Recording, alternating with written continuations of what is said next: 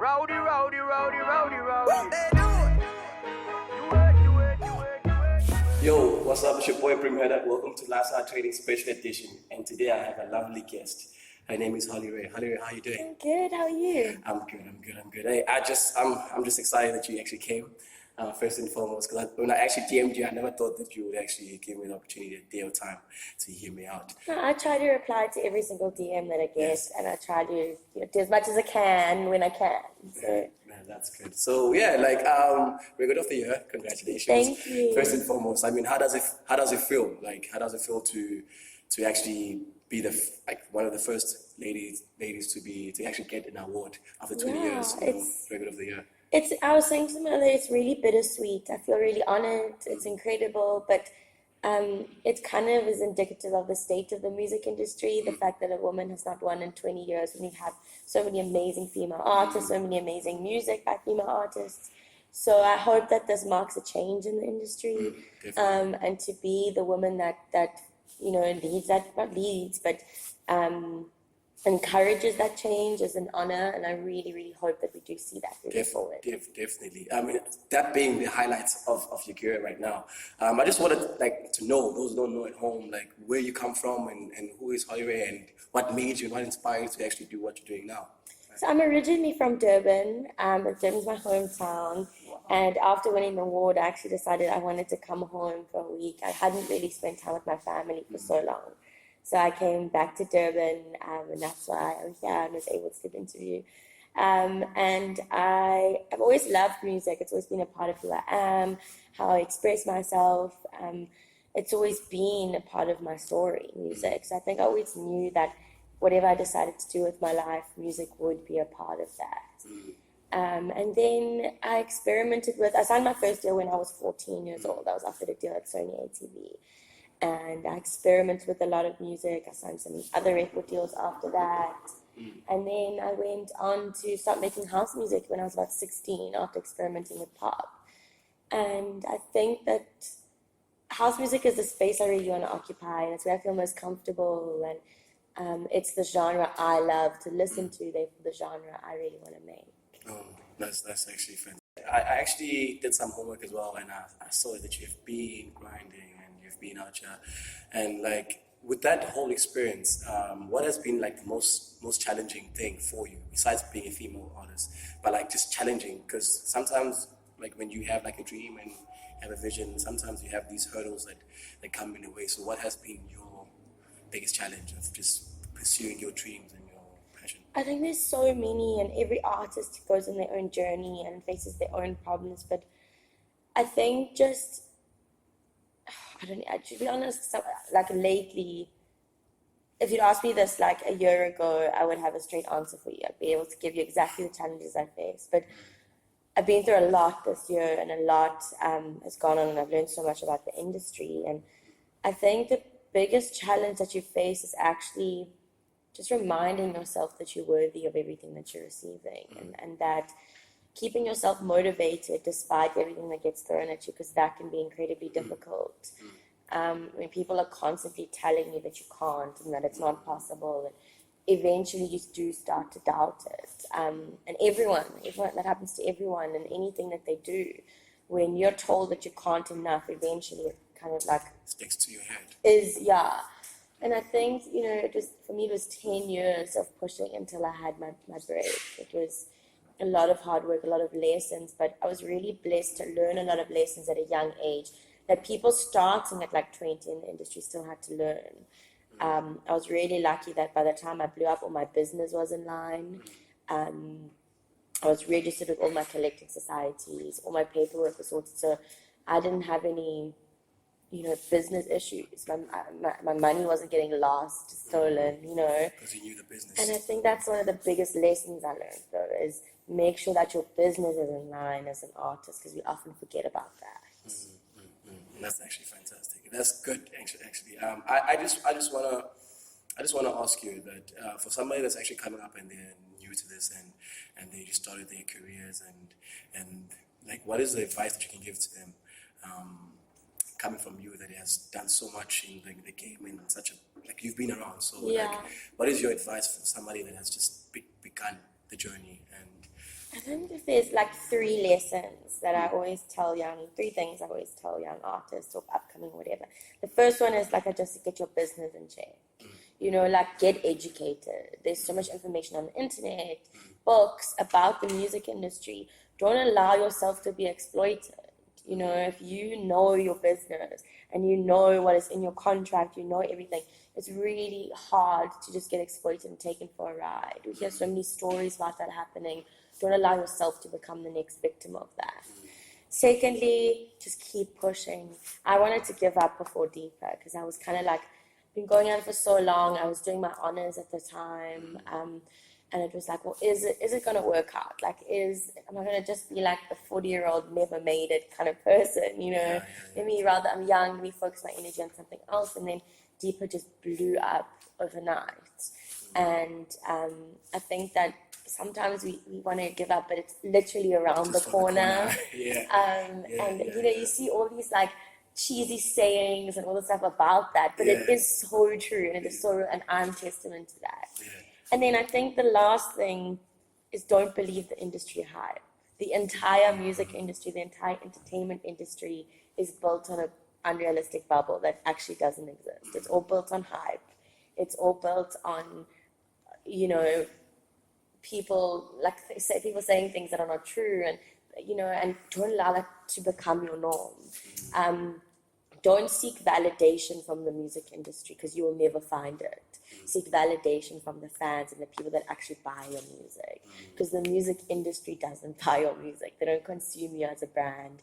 They don't consume your music. The fans and the public do.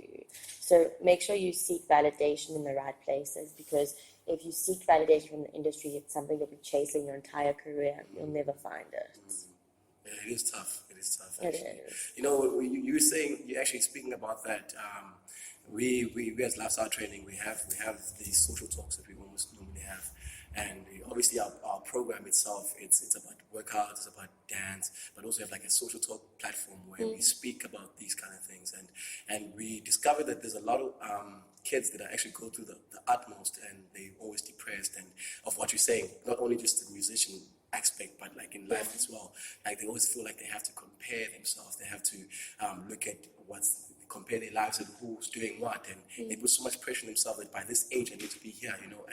And depression is real, and that's what's the main thing that we've been talking about this month as well. Yeah. I don't know if it is Depression Month, health awareness, mental awareness month, but however, like what would you tell somebody or a kid that's still like trying to figure out life on its own, like in the life aspect now, because that's career-wise, but like in the life aspect that goes through the utmost, because as much as we are born in a generation that we're exposed to a lot of things, but that's also dangerous, you know, because now that's where comparison comes from, and that's where we want to seek validation. So like, what is the number one thing, the person that is not even comfortable with themselves, you know, like what is the thing that you can actually make them know, you know, because they need to hear it from you guys, because you are the influencers, you are the leaders of, you are currently leading, and they look up to you guys. So I think if you know, the thing about depression is what we often don't realize is that it's something that most of our population suffers from. But when you're in the moment, when you're in your depression, you feel so alone. I suffered from depression. I was first diagnosed with depression when I was 16. I've been on a lot of antidepressants. I've been on a lot of anti-anxiety medication. I've been on mood suppressants. I mean, I've been on most psychiatric drugs that you can find. But I got to a point in my life where they were making me feel worse. As a creative, I couldn't create music because my emotions were so suppressed by the drugs. And music was the only thing that got me through my depression when I wasn't on medication. And now that was being taken away from me. So I really understand what it's like to feel like you've hit rock bottom emotionally.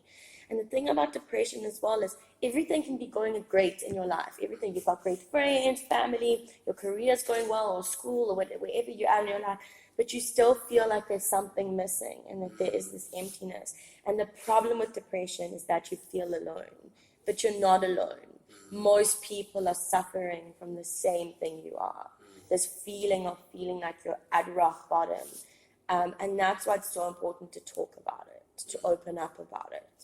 When I was first diagnosed with depression, I didn't know that I had the symptoms of depression. And it was actually my family that said to me, look, there's a problem here. You need to go see a psychiatrist. You need to go. And they sent me to go see my doctor at the time, and he referred to a psychiatrist. And it was only then, from help from other people, that I was able to get out of that void and that dark space. And it's so, like I said, it's so important to talk about it. There's free hotlines you can phone in if you don't feel like you have someone in your community that is safe to talk to, or, you know, if you want to just speak to an anonymous person. I don't know the hotlines off my head, but they are there. Then the other thing about, you know, like you were just talking about, like, validation, feeling good enough, you know, this whole, like, culture of, like, slay queens and all this stuff. For me, the saddest part about it, and I hope I don't get, like, roasted for this or anything, but for me, the saddest part about it is most of the girls are seeking validation, and it's not just about money. What I find, like, I do a lot of work with young girls in school, and often they're seeking love, they're seeking attention, and they're seeking things that they're not getting within their immediate, like, circles. So they look for it in the wrong places. And I think it happens with boys, but obviously as a woman, I can't speak for young boys, but I understand young women. We search for love and validation within our close circles, and we don't find it. We look for it in the wrong places. And it's so important that we know that we are good enough, that we are beautiful, and that we were made the way we were for a reason, you know, and we don't need negative love to justify who we are in our place. And I think as young people, it's really hard when you're going through that, because you don't see it. You don't see the bigger picture of life, that we're this big in the huge universe, the global sphere of things. But eventually you'll realize it, and you will know that you're beautiful and you're good enough. And I think just learning that, it takes time, but it's important. So you're saying that it all has to come from within. Definitely. That's actually powerful, because I guess there's nobody else that can tell you those things and make you feel that you are worthy until you actually look at yourself and you're like, you know what, I'm good enough. If you can say all the negative things, why can't you say the positive?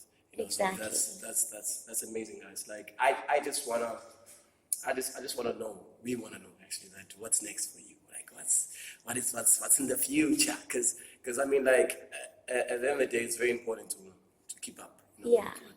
Because I'm a fan, so that's why I'm even asking what's next in your music career and life itself. Yeah, a lot of music. This year is like a lot of music for me. I've done really awesome collaborations. Obviously, Prince KB collaboration came out earlier this year. I've done something with DJ Mshega, which is coming out soon. I've done something with Gigi Lemaine. So really excited to be doing cool collaborations with artists who just think the same as I do and in creative space. And then I will be dropping an EP this year, which I'm so excited about working on it. What's it called? It doesn't have a name yet. I'm one of those like lastminute.comers when it comes to like names and all of that. Because I believe like you do always do what feels right, when it feels right. I can't even tell you when I'm dropping it, because when I feel it's right to drop it, I will drop it. That's what I did with Deepa. I literally just dropped it when I felt like I wanted to, not because of the pressure of the industry. And look what it did. So yeah, but I am working on music. I will be doing a schools tour this year, because I really want to connect with the fans who really voted for me and who have supported me, and the young kids that remind me why I started music. That's really important for me. So do you want to highlight the schools that you're going to be touching base, or it's still? I think they still, I think my team is still in talk with a lot of schools. So yeah, but there will be quite a few in KZN, and then obviously outside like Gauteng, Northwest, and Northern Province. That would be actually dope. I mean, that would be dope. They're the ones that actually also vote. So Exactly. It's all good. It's all good. So yeah, before you leave, I have a special guest that I brought today. I got Herbalife. So we will be touching base. They will be explaining what they're doing, and they will be just educating you. Awesome. And I don't know if you don't mind. I know quite a lot about Herbalife, so I'm quite excited. Because, I'm actually on Herbalife, so I'm really excited to learn more.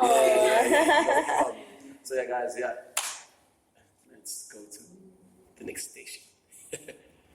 Okay. Music can help people with health and active lifestyle, and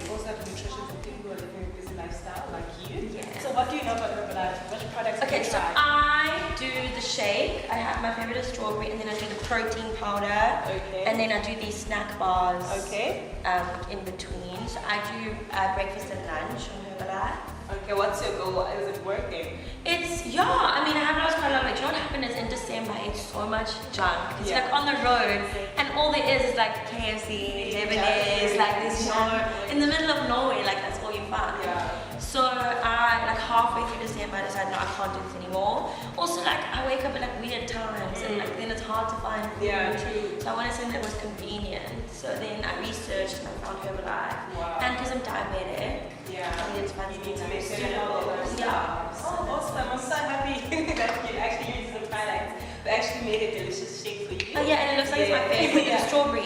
This is actually the new flavor. This is summer berries flavor. It got launched like a month ago. So you want to try Oh, let's it? try it. Okay, yeah, why not? Yeah, and also you Let's must try this amazing product, Lift Off for Okay. energy. It's clean energy. You don't have to Okay. feel bad. Like it doesn't have sugar. Gives you like great energy. You're gonna enjoy performances even more. You're gonna get that extra boost. Yeah. Yes. Do you use the tea? I do. So I'd use the aloe and the tea together. So I make like an iced tea with both of them. Oh, And I okay. drink it before I eat in the morning, and then I drink it throughout the day. Okay, awesome. Yeah. I'm so happy that you use the best nutrition in the Yeah. world. Celebrities use Herbalife. Okay, awesome. Taste the shake. Taste it. The new flavor. It's summer berries. I mixed it with PDM. Oh, yummy! I think this is gonna be my new favorite. So thank you so much for coming to our stand. thank you We so touch much on for lifestyle training. We're on the nutrition side. Yeah, so we're really excited. Yeah, well, To spread the good nutrition. Yeah. yeah, well, you try to keep it healthy all the time. I mean, that's the whole problem, the whole point of the program itself. So we just want to say thank you so much, Fadi, for coming, taking time off. You're so busy. I know you're always busy with something. So we just want to thank you so much. Thank you for your time. Thank you for giving us the time of day, actually. So yeah. Oh, thanks so much for having me, and thanks for the good work you guys do. Yeah, thank you much. Thank you so much. Thank you. So much. Yeah.